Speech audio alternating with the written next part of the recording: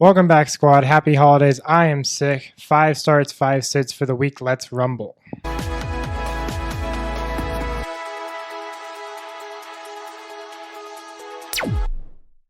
Like I said, 5 starts, 5 sits. Let's start with the starts. I've said start a lot. Let's start. Up first, he's had a good season so far. I think it's going to continue. Matthew Stafford versus the Lions. Over the last 4 weeks, the Lions are bottom 2 in fantasy points a game given up to the quarterback position. Stafford's been throwing a lot. Yes, this last game, there was lots of running with Kyren and Corum and those guys. I don't think this will be consistently every single time, but he's still throwing. Puka's still there. Devontae's still looking good. I think it's going to be a high-scoring game. Lots of offense, lots of points. Don't overthink it. Matthew Stafford. Up next, this one's going to be rough, which is insane that it's rough at all, but it's Justin Jefferson versus the Cowboys. I hate that this is even a discussion I have to have, and he put up 3 points last week, but he's playing the Dallas Cowboys this week. They're worst all year in fantasy points a game given up to wide receivers, and they're bottom 3 over the last 4 weeks. They've been bad. They will continue to be bad. Dallas, I think, will score a good amount. I can't believe I am saying this, but I hate that I'm debating Justin Jefferson this week. I think it's now or never for him, and it's been never. It's lots of never, but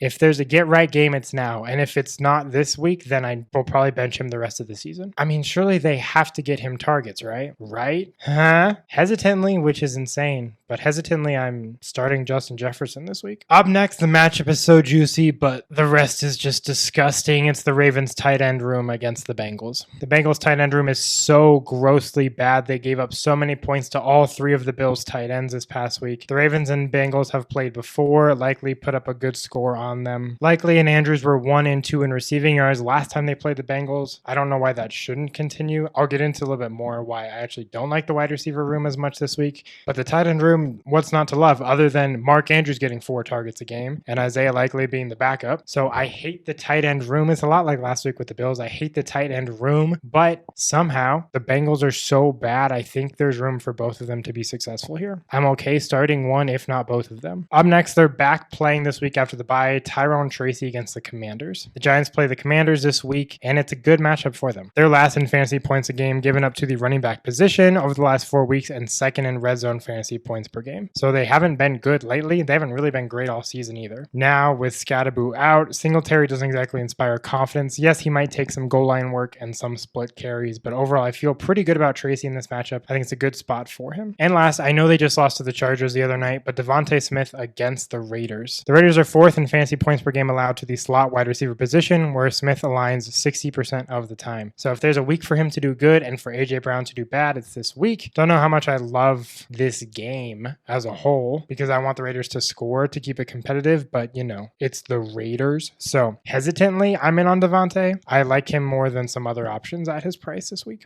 And now to the sits. Up first, Breece Hall against the Jaguars. Now we're on to the 3rd string quarterback, which is just cool and fun. He actually didn't look disgustingly gross, which is wild because it's the Jets. But the Jaguars are 5th in fantasy points a game given up to the running back position. They're a good run defense. Jonathan Taylor scored a touchdown and he still had less than 12 fantasy points against them. Taylor had 0 catches. He didn't really do anything amazing. He averaged 3.5 yards per carry. Now Breece Hall comes in with a 3rd string quarterback. I don't think the Jags will lose this game. I also don't think they're going to just be able to run the ball for every single play this week. So don't love Breece Hall. Have I ever loved Breece Hall? Who's to say? I'm out on him though this week. Up next, we're back to the Texans going against the Cardinals this week and Jacoby Brissett. The Texans still have not given up a top 12 finish to a quarterback this season, and they just played Pat Mahomes this past week, and they've played Josh Allen recently. Don't overthink it. If you were on the fence about Brissett, he's obviously worse than those 2 guys. I'm pretty out on him this week. This one's a little nuts to me, and I referenced it earlier, but Zay Flowers against the Bengals is a sit? What? The Bengals are top 6 against wide receivers in fantasy points per game. When did that happen? They're top 3 in targets allowed to wide receivers, and over the last 4, they're 1st in targets allowed and 1st in fantasy points a game given up to wide receivers. When did they get decent? So I'm kind of out on Zay Flowers against the Bengals. That feels crazy to say because it's the Bengals. They've actually been okay against wide receivers. Not tight ends as we've seen, but wide receivers. I still can't wrap my brain around this. I think I have to go with the data and sit Zay Flowers this week. That's crazy to me. Up next, it's the Chiefs receivers against the Chargers.